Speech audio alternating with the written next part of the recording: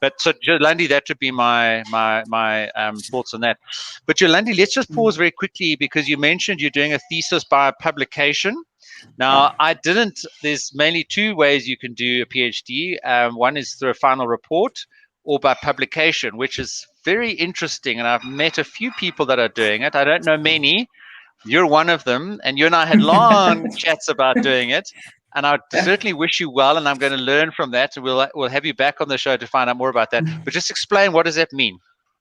Yes, so I'm basically looking into about 4 to 5 articles, which I'm going to write. So now for me personally, without knowing too much the pros and cons of it, for me to write a document over 3.5 or 4 years, is, for my personality, I'm going to struggle. So for me, it's better to have small, quick deliverables. So I've got an end-to-end, but each one needs to have a very clear problem statement. Each one needs to have an aim, an artifact, and a journal. Okay, so while I would think your final, if you have to only have one document, you have sort of have one. And these 4 I'm thinking of 4, might be 5, I have 4. It needs to flow. So that's quite important. Each one needs to be approved as well. So I still need to sit with you on it, but if I understand, I think I need to have at least one published, or 1 or 2 published. So I'll just get those criteria. So there's some other criteria that we need to look into. But for me, that's, and for your Renette sort of together, we decided for me that might be the better option. But yeah, I'm very happy to learn through this and then to come back and share that. And then, Pete, we can compare the two. You've done the one, I've done the other one, and let's look at the pros and the cons of that. But yeah, that is, we'll learn as we continue. At this point in time, it sounds like the option for me. We'll see as we continue. And Yolandi, I guess that's something that you had to position in your research proposal. Yes. And did you get specific questions from your panel about your choice of doing it by publication? And what were those questions? Yes, so I had very clearly, I actually have in front of me just the one. Okay, there's the one. That's component I had to do. That's just my first article. I've got actually printed in front of me. So I had to very clearly indicate each article.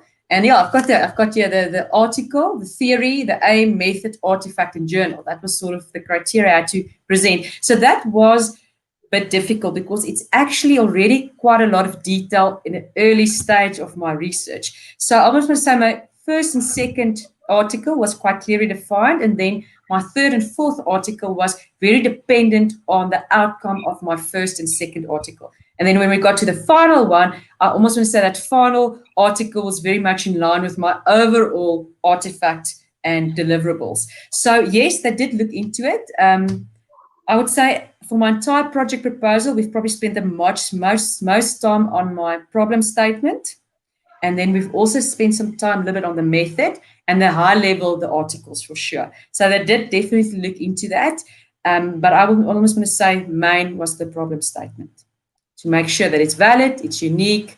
I will be able to get data. I think that was also a big thing that came up. Will I be able to get data for this? Because that's also something, if you can't send out questionnaires or have interviews or focus group, whatever you have, if you don't have data, you can't do this thing. So that was also something that came up, and that was I was very grateful for the supervisor because, again, they've got the end goal in mind and they've been through this journey and they might know where students struggle. So that was also quite a big focus point. Yeah. Fantastic, Yolandi. And I think between the two of us, we've got the two different angles. So people that are interested in finding out more, just contact either of us and we're available in the Facebook group. I just wanted to pick up on Busisiwe's question here, who says that they get nervous whenever they have to write.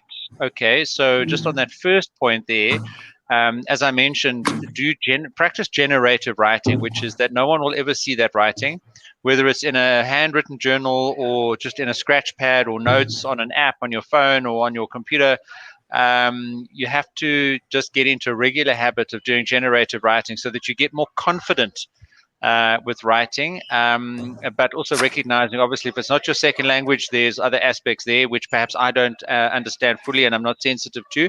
But my advice would be the same, is just to continue practicing writing so that you get more confident about it. And as I say, happy to hop on a call and chat through, tips and tricks to help you get through that nervous energy when you're writing. Then the second point there that you make was to see we're struggling a bit with creating the golden thread.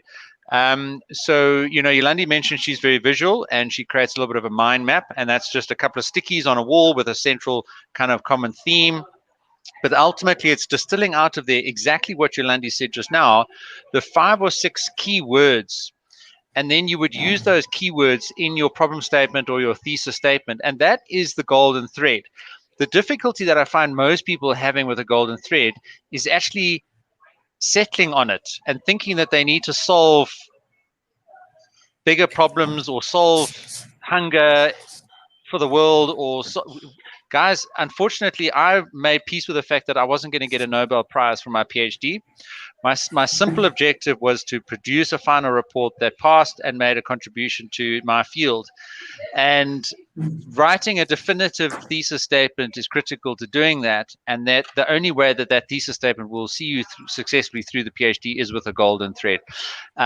So those are a couple of thoughts around golden threads and just getting confident with writing. We had a great question here from a lady by the name of Petrine Fechter.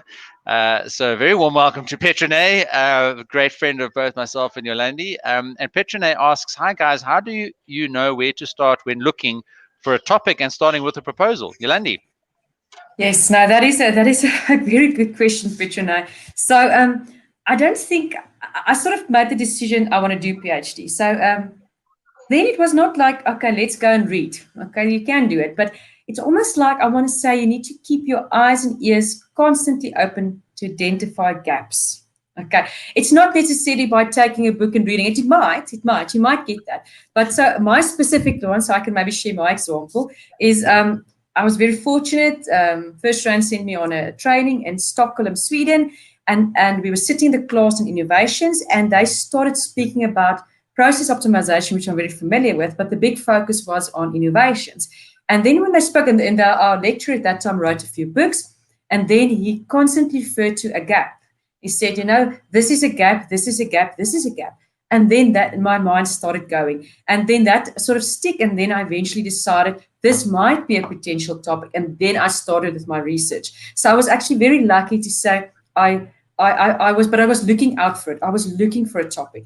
And then I said, you must keep that eyes and ears open. You must be part of discussions. You need to, we need to constantly learn and attend courses and attend modules with Pete. And then someday, you might accidentally hear it.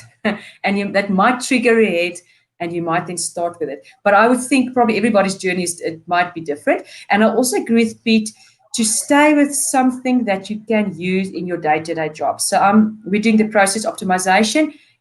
First Rand is very strong in innovation. So how do we get these two worlds together?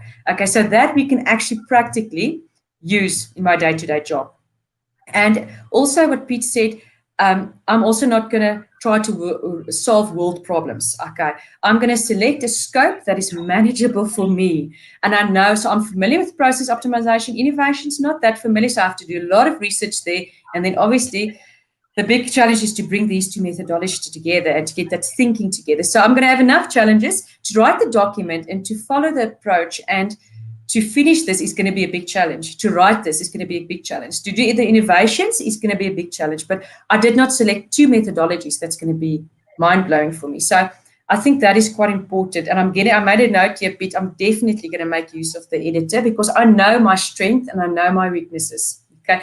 And I had a very strong, amazing mentor in my previous job. And he always told us, now understand your strength, and it's a bit of EQ. Understand your strength, understand your weaknesses, and be the best in what you're good at and manage your weaknesses. So I'm going to select areas and I'm going to do stuff and I'm going to try to be brilliant at that. But the stuff like the writing, which I'm not, I know it's not my strength, I'm just going to try to manage it. So I'm going to make use of people to assist me. I'm going to make use of techniques to assist me to be able to do it.